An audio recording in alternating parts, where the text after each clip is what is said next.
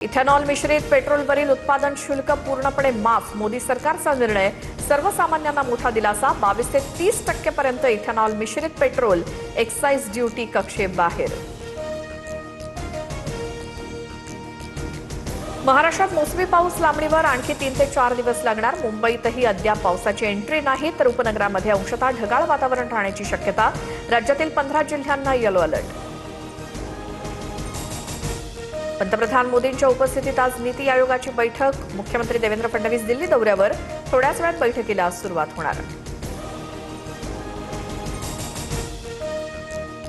वर्धापन दिनानिमित्तानं अजितदादांच्या राष्ट्रवादीचा आज मेळावा. दुपारी 2 वाजता मुंबईतल्या षण्मुखानंद हॉलमध्ये सोहळा. सर्व प्रमुख नेत्यांचा पदाधिकारी उपस्थित राहणार.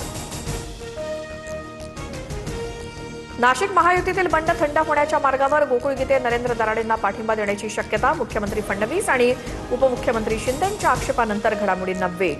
गीते आज पत्रकार परिषद घेऊन अधिकृत भूमिका स्पष्ट करणार. अमरावतीतील काँग्रेसचे नॉट रिचेबल उमेदवार हर्षजित देशमुखांवर रुग्णालयात उपचार. देशमुखांनी विधान परिषद निवडणुकीत 15 ते 20 कोटी रुपये घेतल्याचा यशोमती ठाकूरांचा आरोप. आज पदाधिकाऱ्यांसोबत बैठक घेणार. दिल्लीत काँग्रेस अध्यक्ष मल्लिकार्जुन खरगेंच्या अध्यक्षतेखाली महत्वाची बैठक. सर्व राज्यांचे काँग्रेस प्रदेशाध्यक्ष आणि प्रभारी बैठकीला उपस्थित राहणार. काँग्रेसनं देशाला लाचार केलं. काँग्रेसमुळे देशाची प्रगती मंदावली. 2014ला देश काँग्रेसच्या कुचक्रातनं आझाद झाला. पंतप्रधान मोदींची काँग्रेसवर सडकून टीका.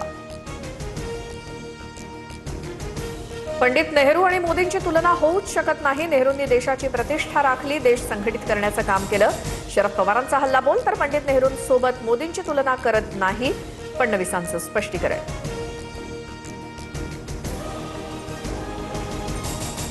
पुण्यातील सावित्रीबाई फुले विद्यापीठात आज कॉक्रोच जनता पार्टीचं आंदोलन. देशातील शिक्षण व्यवस्थेचं अपयश आणि नीट परीक्षांमधील पेपरफुटी प्रकरणी मोर्चा निघणार. सोनम वांगचुकही सहभागी होणार. अभिजित दिपकेंची माहिती. अकोल्यात युरिया आणि खतांसाठी शेतकरी रात्र. पुण्यातील सहकार नगर परिसरात गोळीबार. शिंदे हायस्कूल जवळ जिम मालकावरती गोळीबार.